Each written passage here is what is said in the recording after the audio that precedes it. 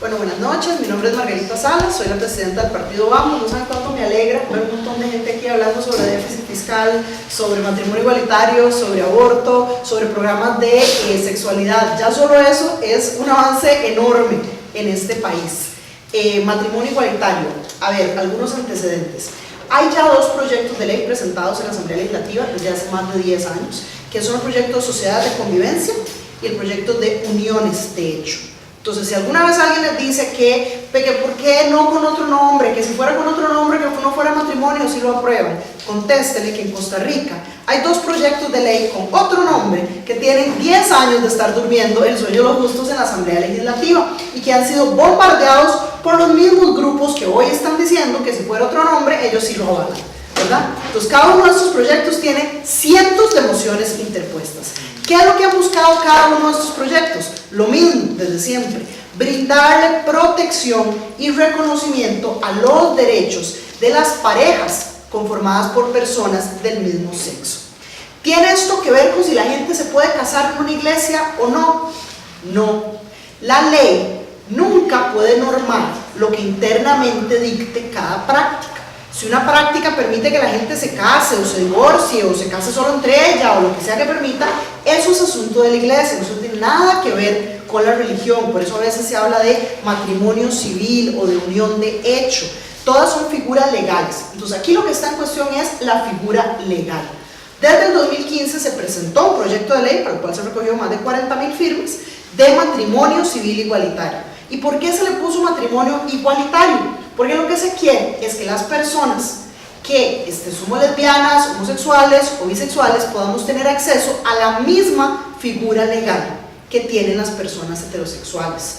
Ahora, ¿por qué es importante que esa figura legal sea el matrimonio y no una sociedad de convivencia, por ejemplo? En derecho, lo que se llama diferente casi nunca da los mismos derechos. Entonces, ¿qué es lo que pasa? En toda la normativa nuestra habla de convivientes, habla de cónyuges, no de convivientes, habla de matrimonio. Entonces, si usted aprueba una figura aparte para un grupo de la población, en primer lugar es discriminatorio porque es una figura aparte, pero en segundo lugar usted se encuentra ahora en un problema legal, que es tener que ir a ver si esa figura se homologa con los mismos derechos en todos los otros lugares donde decía o no decía cónyuge o conviviente, porque de eso no hablan todas las otras leyes conexas. Ahora, ¿de qué derechos estamos hablando cuando estamos hablando de matrimonio igualitario? Bueno, por ejemplo, estamos hablando del tema del derecho a la herencia. Y algunas personas nos han dicho, bueno, pero una persona puede dejar firmado un testamento.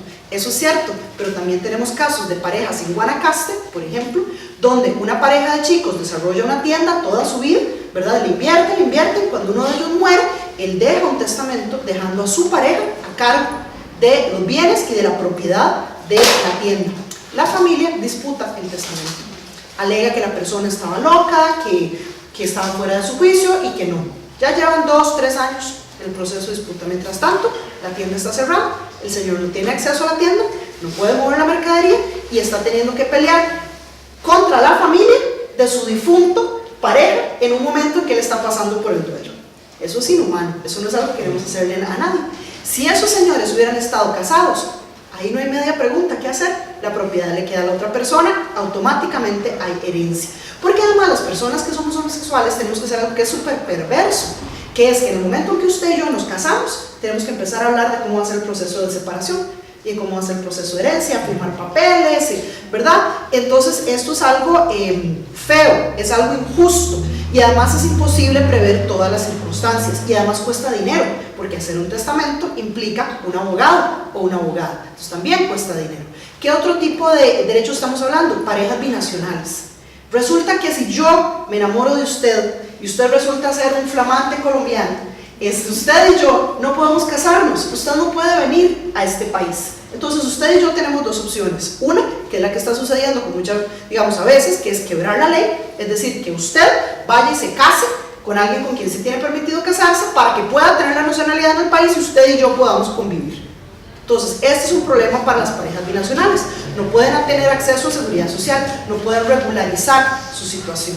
¿Cuál es otro problema? Tutela sobre niños y niñas. Las familias homoparentales cuando nosotros le negamos a la gente matrimonio igualitario, a quien más ponemos en riesgo es a los niños y a las niñas de esas familias.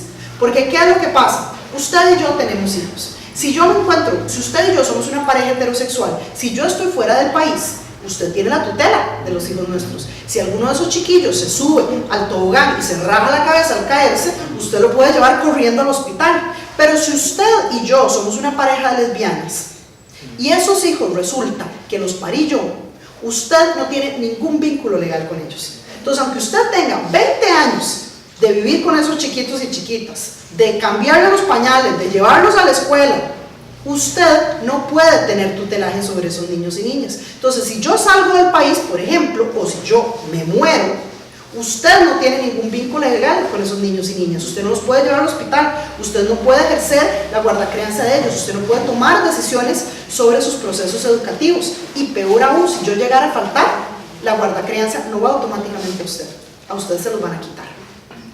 Entonces, estas familias se ven en una situación de tremenda desprotección.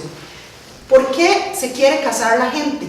Sí, muchísima gente se quiere casar por amor, por tradición, porque al igual que muchas personas heterosexuales crecen en familias queriendo ser como su papá y su mamá y tener una familia y pasar la vida con alguien junto y envejecer y etcétera, esto también es cierto de las personas homosexuales, y muchas quieren formar una familia exactamente de la misma manera y que esa familia esté protegida. Pero también es cierto que muchas personas que no se casarían actualmente necesitan hacerlo por un tema de derechos. Ahora, el proyecto de ley de matrimonio igualitario contempla ¿qué? Matrimonio igualitario, pero también unión de hecho. Es que lo que pasa es que si no existe matrimonio, no existe unión de hecho. Entonces, por ejemplo, si usted y yo somos una pareja heterosexual y hemos convivido por más de 3 años y resulta que de repente nos separamos, no hay problema, estamos protegidos, nuestros bienes, ¿verdad?, se dividen a la mitad, todo eso está protegido. Pero si usted y yo somos una pareja de lesbianas que llevamos más de 3 años viviendo juntas y nos separamos, yo no tengo con qué defender mis bienes. La unión de hecho no existe, no me protege. ¿Por qué? Porque el Estado no reconoce mi estatus de pareja. Y esto es cierto para cualquier cosa. Entonces, ¿qué fue lo que sucedió con la Corte? Bueno, con la Corte hay que entender varias cosas. La Corte está aquí. La Constitución nuestra está aquí y luego está la Sala Constitucional. ¿Por qué? Porque resulta que hace muchos años se creó algo que se llama la Convención Americana de Derechos Humanos. ¿Y ustedes saben cómo se llama también la Convención Americana de Derechos Humanos? El Pacto de San José. ¿Y por qué? Porque se firmó en San José. Porque resulta que Costa Rica le parecía una idea tan fantástica que decidió hospedar a la Corte Interamericana de Derechos Humanos. Cuando usted es un país chiquititico de 51.000 kilómetros cuadrados, usted no tiene ejército, a usted más le vale que el mundo quiera obedecer el tema de derechos y de respeto unos entre otros, porque es de las pocas cosas que usted lo protegen en esta vida.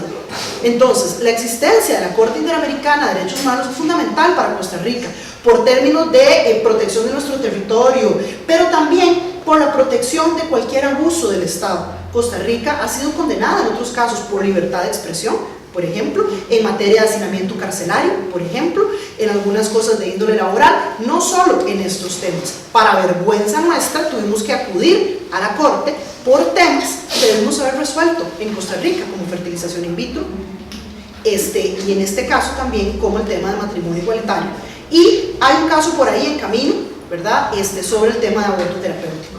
¿Por qué? Porque son derechos que el Estado debería brindarnos. Entonces, ¿qué es lo que sucede? El Estado costarricense le hace la consulta a la Corte Interamericana y le dice, le pregunta si tiene o no que regular, que brindar protección para los bienes de las parejas de personas del mismo sexo, y si tiene o no que permitirle a las personas trans poder tener un documento, ¿verdad?, que reconozca su identidad por medio de un procedimiento administrativo, porque es que ahorita tienen que ir a un juzgado y hacer todo un proceso, ¿verdad? Y la Corte pues va mucho más allá, y la Corte le dice sí, y además no se inventa figuras paralelas, reconozca matrimonio igualitario y reconozca el procedimiento administrativo. Entonces, ¿eso qué es lo que quiere decir? Aún si Costa Rica hiciera la locura de salirse de la Corte, hoy esa sentencia ya está en firme, porque es cosa juzgada. Se llama opinión consultiva, pero como fue el Estado de Costa Rica el que consultó, igual es vinculante. Otros países pueden discutir qué tan vinculante o no es. Costa Rica no es uno de esos países, porque Costa Rica fue quien preguntó y porque además por decisión de nuestra propia sala constitucional, las normas de derechos humanos tienen carácter supraconstitucional, están por encima de nuestra constitución, en todo aquello que amplíe derechos humanos. Entonces ahora, ¿qué le toca hacer al país? Ver a ver cómo hace para solventar ese tema y para reconocer y darle acceso a las personas a la figura de matrimonio igualitario. Cuando estén conversando con las personas, recuérdenles a las personas algunas cosas que son de carácter mucho más afectivo, como las siguientes: familia es familia. A usted no le gustaría que ninguna persona de su familia la discrimine. No discrimine a las familias de las otras personas. Amor es amor. Si hay personas cuya orientación sexual es diferente a la suya, no quiere decir que esas personas no tengan derecho también a formar su familia y a proteger legalmente los derechos de esa familia. La orientación sexual es una mezcla de factores genéticos, biológicos, con factores sociales. Las personas no podemos controlar nuestra orientación sexual. Pedir a una persona que deje de ser homosexual es como pedir a una persona que tiene una discapacidad que se la quite mágicamente. No es algo que se puede hacer. Es como nuestro color de piel, es como muchos otros elementos. Y entonces en este sentido es fundamental entender que al igual que usted quisiera ver tal vez a sus hijos crecer, casarse, formar una familia, hay muchas otras personas que también quieren lo mismo. Y eso no puede ser una razón para decidir la presidencia del país, porque además lo que les están prometiendo es falso.